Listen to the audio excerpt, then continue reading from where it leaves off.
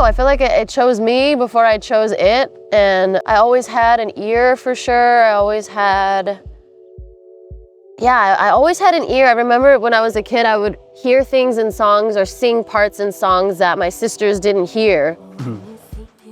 And they'd be like, whoa, I didn't even notice that was in the song or something. All of it, I like to take it, especially if it's something that I'm struggling with, and transmute it and alchemize it into art and something that I was hopefully productive about and, you know, made something. The goal is to make something beautiful and just aid in healing myself. And if it also helps heal others, that's like tea.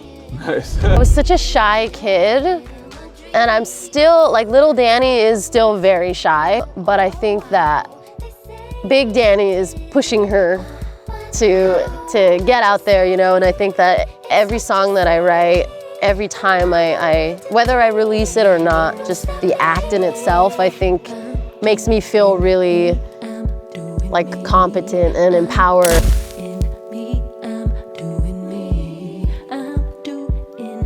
And we are back on the Rodriguez show, and we're out here at Henry Acuna Park.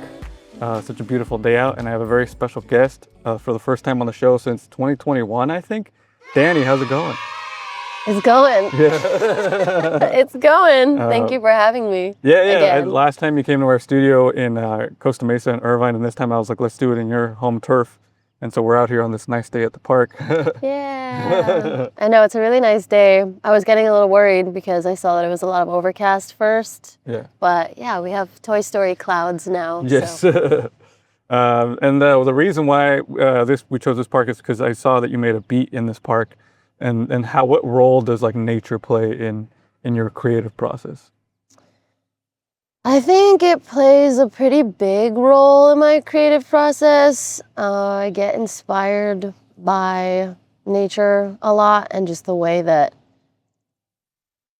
it works and the way it moves and how it's alive. And I think there's a lot of, I just think it's really beautiful. So I feel like when I feel really confused or lost or just in the thick of something, I think nature helps me a lot as far as just remembering to breathe or look up at the sky or just be.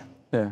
And yeah, I've really been enjoying making beats outside because it's just, it's a lot different than being in a room with, you know, I mean, I love me some vibey lights and stuff, but yeah, it's really nice to be able to like feel the breeze and hear, you know, the birds and stuff. Yeah. And yeah, it's a vibe for sure. I saw that video too, the beats you made outside. Was that all you by yourself doing this here?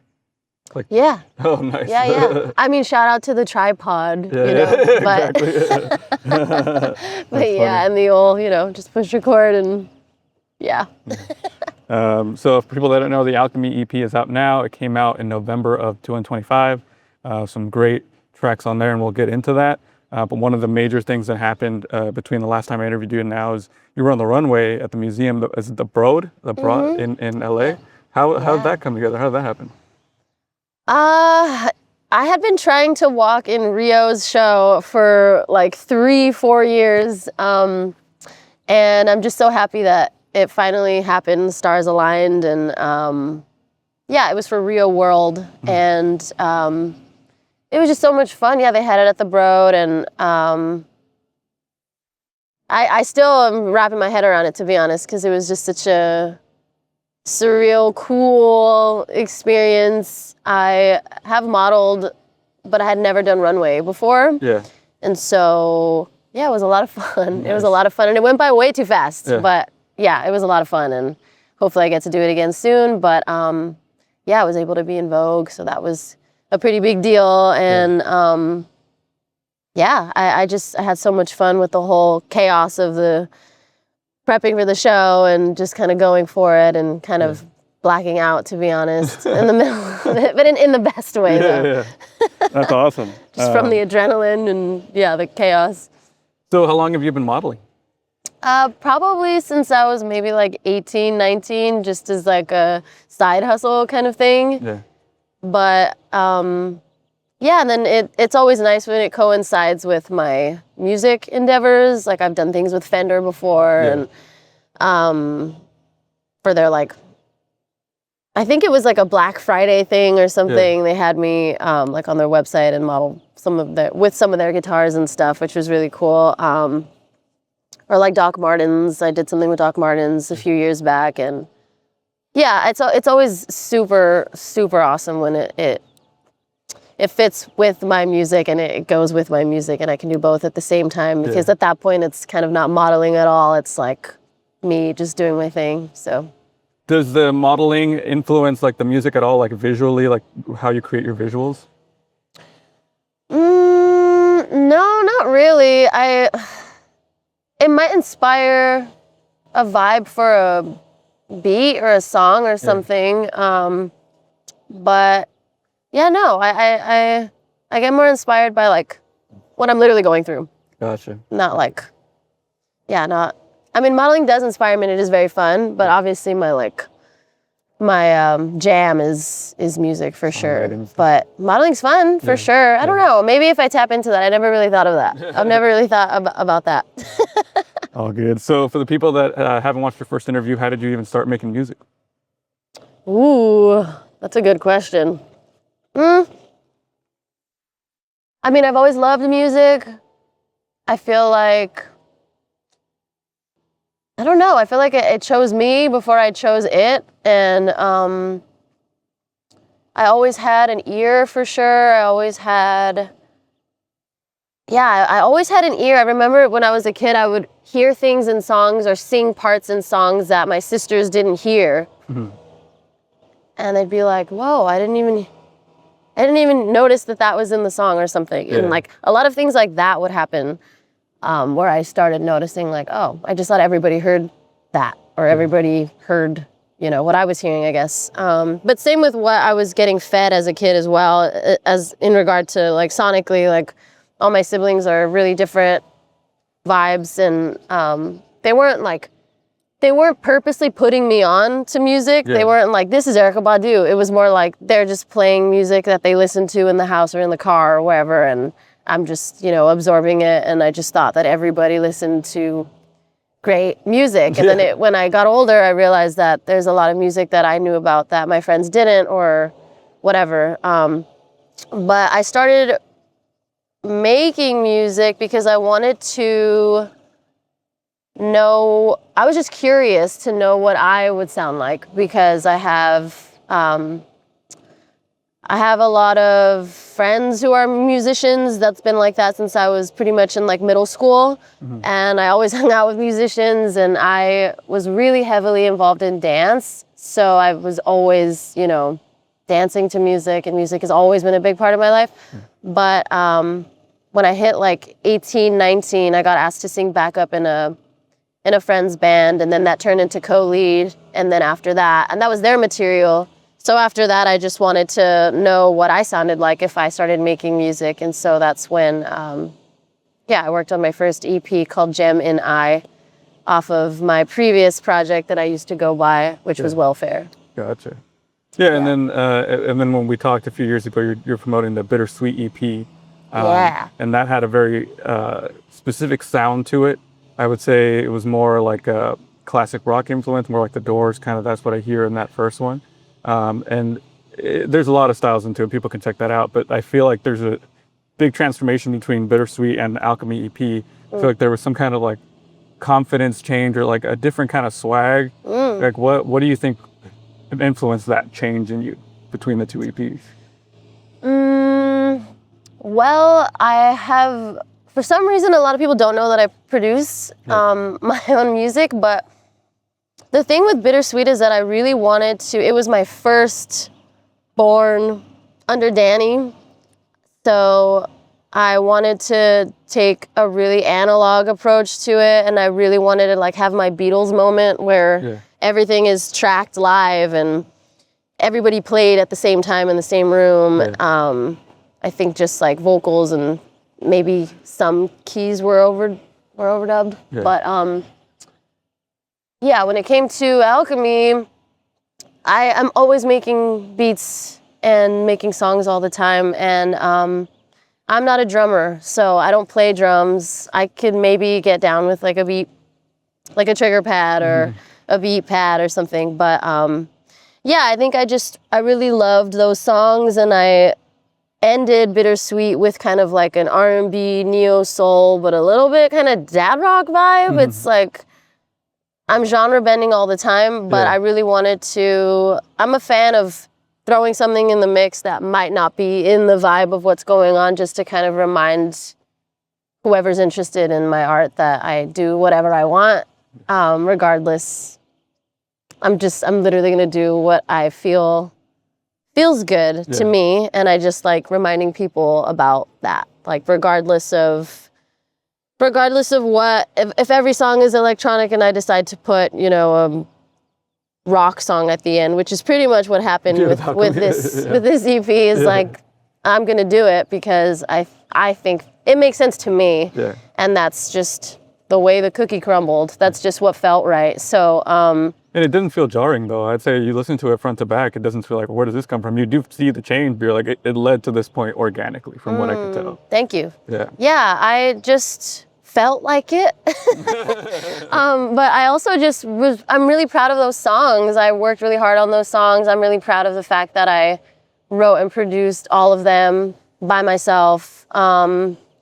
And I'm just a fan of alchemizing things in general, emotionally, especially things that I go through, my romantic relationships, the things that I'm going through internally, or all of it. All of it, I like to take it, especially if it's something that I'm struggling with, and transmute it and alchemize it into art and something that I was hopefully productive about, and, you know, made something. The goal is to make something beautiful and just aid in healing myself. And if it also helps heal others, that's like tea. Nice. Like that's what I heard once. It was like, if you want to get over something, the easiest way is to turn it into literature or some kind of work of art. And I feel like that's what it is. Like, I just write my feelings down, and I can't make it into music, but at least it's like you put it out there, you know? Yeah. I mean, not gonna lie, sharing it and talking about it's a little jarring sometimes. Sometimes I'm like, oh my God, I totally put that out. That's crazy. But also, I also am so in love with that too. And it's like a muscle that I've had to, and I'm still exercising, but it's just honest. And I think that that's what I always want my work to be, is just very honest, because what else am I gonna do? I mean, sometimes it's fun to write from like a different perspective, just for fun, and entertain the idea of, you know, whatever it may be. Like, I'm entertaining the idea recently of how my siblings are so different, and I've been having an idea, like entertaining an idea in the back of my head of approaching a situation that I went through recently. I already went through it and I handled it the way I handled it, but I always like to entertain the idea of like, how would this certain sister have handled this situation? Or how would that certain sister handle that situation? And just entertaining those ideas is really funny and kind of inspiring to, I've been getting kind of inspired to just like step in the shoes of somebody else and just see what happens. So that might be something that I have 4 siblings. Okay. I am the youngest of 5. Okay. So that makes sense that there's so many perspectives that you're always trying to like. Oh, there's so many. But that's why I'm so observant and like really strategic, and I really like to take in what's going on and evaluate a situation before if I react. If I even react. But yeah, that's just for sure has shaped me. My role in like being the like youngest baby girl is definitely, I think, has shaped my like, you know, view on life and stuff. Well, I wanted to get back to the EP in terms of production. So you produced it all yourself. What do you think is the hardest part of production for you? You mentioned how you're not a drummer, so you kind of figured, was that like the toughest part of creating this, was the drums, or what aspect do you think? No, I mean, I could program a beat or play it. So it's fine. I can like, you know, feel it. And that definitely comes from my dance background for sure. Like the the rhythm and the, you know, all the things and what am I feeling and what kind of like vibe and BPM am I, you know, feeling like, or I'll hear a song that I'm like, ooh, I really like this tempo, and then I'll just look up what tempo it is and then write a song in that tempo, or yeah, just whatever is inspiring, I guess. But yeah, I don't know. I think the most difficult thing was probably the lyrics.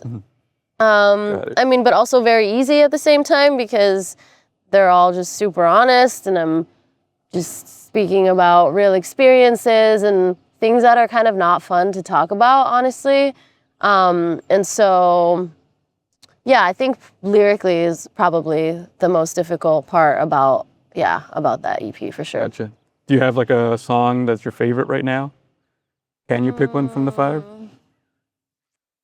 I don't know. Let me think. Let me go down the track. I mean, Doing Me is a bad bitch. Sorry, I don't know if I can cuss. No, you're good. Yeah, Doing Me is a bad That's bitch. funny. Like that song she's that girl. I love that song. That song I'm so proud of because I still trip out on how I even make songs. Like it's wild. Yeah. I just think it's the coolest thing ever. But that song is just like, even now when I hear it and I play it back, I was listening to it yesterday actually, because it just recently got put on a playlist for Tidal. Oh, okay. And it was like part of their artist spotlight playlist that they put together, I guess, to like help showcase indie artists and stuff. So shout out to Tidal. Thank you.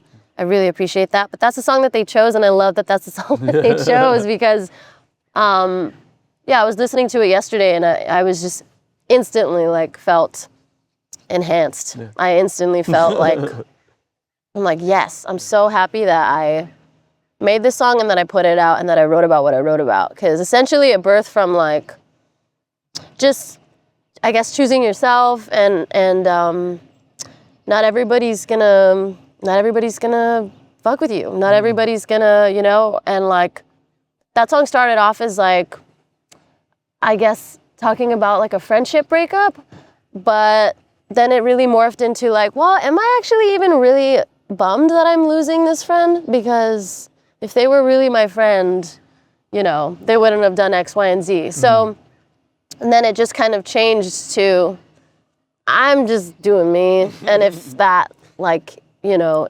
is obviously, as long as I'm not intentionally hurting somebody or putting anybody in danger, then I don't really give a shit, you know, respectfully. I did write in my notes that was my favorite song too. Really? Something about, you know, just that attitude of like, I'm just doing my thing. Like, Yeah. if you don't like it, fuck you, you know? Like that's, I don't know. Yeah. I just, when those songs come on, or that kind of specific kind of song, like it's so easy to like pump yourself up to that. Because even the lyrics to what you're saying, you can just repeat that to yourself as like, that's right, I am who I am, I'm doing me. You know? Yeah, it's kind of like a mantra a little bit. Even the chorus, it really is just repeating itself. Yeah. And it just, yeah, I just think it just fits so well. And it just hits so nicely. Even now when I hear it, I'm like, yeah, I'm really proud of that song. Also too, I don't even know where the hell that like chord progression came from either. I remember making the demo of that and then revisiting it because I forgot about that song and I wanted to use it. And yeah, I just like I couldn't find the session. I had to remake the beat essentially. Oh, wow. From like what you remembered? Yeah, from the demo, like just listening back to like what's there and from what I remember and whatever. And yeah, I don't know. It was just a trip. But yeah, I love that song. Right now, I don't have a favorite. I can't pick one, but I do love that song. Yeah, that's a good one. So you described it as the Alchemy EP as if Morticia had a mixtape.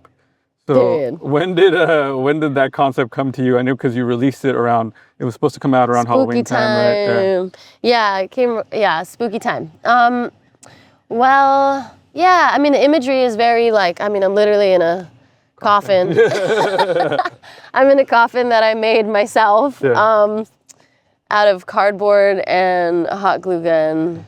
She's crafty. But yeah, I just really wanted to play with that imagery and really go there. Like, if I'm gonna go there, let's go there. Because healing is not fun, and it's not pretty, and it's not, yeah, it's like icky and gross, and you don't want to do it because it's work. It's so much emotional labor, and it's like just so jarring. And I think why the cover is the cover art is because I literally felt like I was rebirthing myself out of these experiences that I wrote about, and then some, because obviously there's been years since the last project. And just really kind of, I don't want to say glamorizing it, but in a way kind of, because it's like, there's nothing to be afraid of, you know? Like it's and I'm still healing. I don't think I'll ever be fully healed, but yeah, I think, isn't that like what life's all about? Yeah. You know, like just, you know, like letting just go keep, of your old self and just keep, you know, just keep at it, keep working on it, keep trying to be better. And, you know, instead of sitting around catastrophizing things and allowing those feelings to win of like the sky is falling, making the conscious choice every single day, like a practice to choose to make better choices and be better and not be stuck in that. Yeah. In that rut of, oh my God, like I don't know what to do. And so I released it around spooky time because I felt like all the imagery and the music video, like for My Sweet Time and stuff, was very fitting, and even just the color palette and stuff like that. And yeah, it just felt right. And I also was just so ready to just like get it out and like on to the next one. Like I was already like, if I wait any longer, I'm gonna like internally combust. Yeah. Well, yeah, you mentioned the video from My Sweet Time, which is really great. If you haven't seen it, check it out. Thank you. And yeah, so speaking of rebirth, right around the time that the EP was going to come out, you had lost your Instagram. What happened? Like, yeah, I mean, first of all, there are a lot more important things going on in the world, so I just want to acknowledge that for sure. Yeah. No, but I guess to stress it, like for an artist, that is a big deal. It was very annoying, that's for sure. Yeah, it was super annoying. Yeah, it was right before. It was right before the release. I'm laughing because it's so ridiculous. Like, the universe is hilarious. She's like, you trying to alchemize? Let's go. So anyway, yeah, I ended up, my account got disabled. I like logged in, I opened the app as, you know, a normal day, and it was like, your account's been disabled. You can appeal it. I appealed it. Still haven't heard anything back, and I haven't been able to continue appealing it. Yeah. In the meantime, I need to put this out, and I don't want to wait for next spooky season and hold this for another year. Yeah. So I released it anyway, and I'm just, currently rebuilding and trying to just keep posting my stuff, just to, I guess, help people re-find me again, all the followers that I had before and then some. So yeah, I mean, not gonna lie, it was super discouraging for probably a few months, but once the year was ending, I just pulled myself out of that. Yeah. And it's just like, okay, enough. Let's just keep going. Yeah, let's just keep it pushing. It's fine. And they can follow you right now on Instagram at Steely Danie. It's Steely with 3 E's. I'll show it on the screen as well, so that way they know. Thank you. So what are you looking forward to now? Like, what are you looking to next? I'm working on my next body of work, and I'm very excited about it. Yeah, and just honestly, just life is kind of crazy right now. There's a lot of stuff going on internally that I'm processing and deciding how I want to move through it. I mean, I'm always going to be writing about what's going on, so there's no surprise there for sure. But yeah, just deciding like where I'm going to go with it, and also not really trying to have a tight grip on it either, just trying to like take different approaches to writing the songs and not be so, you know, because I could really like sulk in my feelings. And I just, you know, I'm really trying to fight that like myth of you only make great art when you're like really sad or, you know, going through a shitty time, you know. I mean, part of it is true, I guess, and I hate that. But, yeah, I agree. But I also just want to be a testament that it doesn't always have to be that way, and you know, make more happy songs about my happy experiences, and yeah, just get more creative with my lyrical approaches and just have more fun with it and be even more playful than I think I am. So I just want to like push the playfulness more in my approach to creating, the next body of work for sure. Do you have any shows coming up? At the moment, I do not. I'm really prioritizing being a studio rat right now.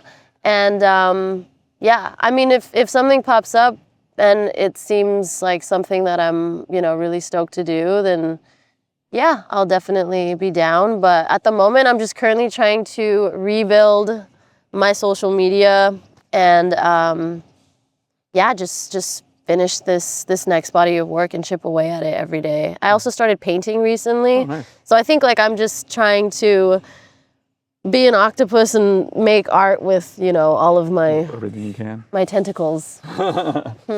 I did see you a few years ago at For the Fans at La Santa, which was an amazing show. I don't know if you... That was a late one. I remember that one. Oh my God. Thank you. Wait, I just remember, because not all I remember from shows, but a big part of remembering shows is like the chaos that ensues leading up to it, while it's happening, all the things. And so I remember that show. Oh my God, there were like 30 bands on the lineup. Yeah, there was like 30 bands on the lineup, and we ended up going on at like 1 a.m. or something. And I was like, girl, last call is in like 20 minutes. Whatever. But I was waiting for your set, and it was worth the wait. It was awesome. Thank you. I appreciate that. Yeah, we still, we had fun. I was like, we got this. Come on, let's go.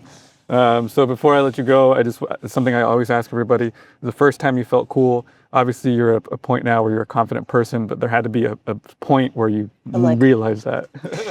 No, actually, I'm still figuring it out, to be completely honest. But I think my music makes me feel really confident, and I think that's part of the reason why I do it. I feel like I was such a shy kid, and I'm still, like, little Danie is still very shy. But I think that big Danie is pushing her to get out there, and I think that every song that I write, every time I whether I release it or not, just the act in itself, I think makes me feel really like competent and empowered, and especially producing, I feel like being able to produce a song myself is, that makes me feel really cool for sure, because it's something that I don't take for granted. I remember not knowing how to do that, and I remember hating that feeling, and I remember making the conscious decision to figure it out so that way I don't have to rely on somebody else to be able to get my own work done. And so, I think being able to produce makes me feel really cool. And also little things like being able to swim or like something super chill and wholesome like that. Like just being able to just do cool things. Like, this is a really random thought that I had, but when I was walking up here to you guys and like we waved at each other, I immediately thought, this is just how my brain works. I literally thought, that's so adorable that like humans just wave their limbs at each other.